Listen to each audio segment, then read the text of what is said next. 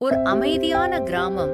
அந்த கிராமத்தில் பசுமையான வயல்கள், பெரிய குளம், மாடுகள், ஆடுகள் நிறைந்தது. அங்கு எல்லோரும் ஒற்றுமையாக வாழ்ந்தார்கள். ஒரு நாள் மாலை, அம்மா, காட்டுப்பக்கம் இருந்து ஒரு சத்தம் கேட்குது என்று சிறுவன் கார்த்திக் ஓடி வந்தான். அந்த சத்தம் அருகருகாக வந்தது. கிராம நுழைவாயிலில் ஒரு பெரிய புலி நின்றது. மக்கள் எல்லோரும் பயந்து வீடுகளுக்குள் ஓடினார்கள். ஐயோ, புலி கிராமத்துக்குள் வந்துடுச்சே என்று குரல்கள் ஒலித்தது.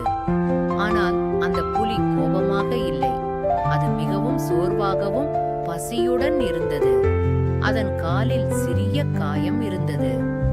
கார்த்திக் வீட்டின் ஜன்னலில் இருந்து பார்த்தான். அம்மா, இது வேட்டைக்காக வரல போல இருக்கு. இது கஷ்டப்படுற மாதிரி இருக்கு என்றான். அப்போது கிராமத் தலைவர் வந்தார். அனைவரும் அமைதியா இருங்க, யாரும் கல்லு எறியாதீங்க என்றார்.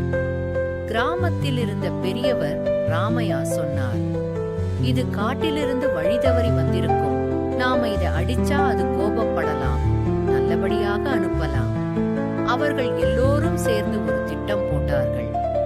மாடுகளை பாதுகாப்பான இடத்துக்கு கொண்டு சென்றார்கள். புலிக்கு தூரத்தில் சிறிது இறைச்சி வைத்தார்கள். காட்டுப்பக்கம் தீக்குச்சி மற்றும் ஒலி செய்து வழிகாட்டினார்கள். புலி மெதுவாக உணவு சாப்பிட்டு மக்கள் தன்னை காயப்படுத்தவில்லை என்பதை உணர்ந்தது. அது திரும்ப காட்டுக்குள் சென்றது. அடுத்த நாள் எல்லோரும் ஒன்றாக கூடி பேசினர். பயம் இருந்தாலும் நாம புத்திசாலித்தனமா நடந்துகிட்டோம் என்றார் தலைவர். கார்த்திக் சிரித்தான். அம்மா, கோபத்துக்கு பதில் அறிவிருந்தா பிரச்சனை தீரும் இல்லையா? அம்மா தலை அசைத்தார். பயம் வந்தாலும் அமைதியும் அறிவும் இருந்தால் எந்த பிரச்சனையையும் சமாளிக்கலாம்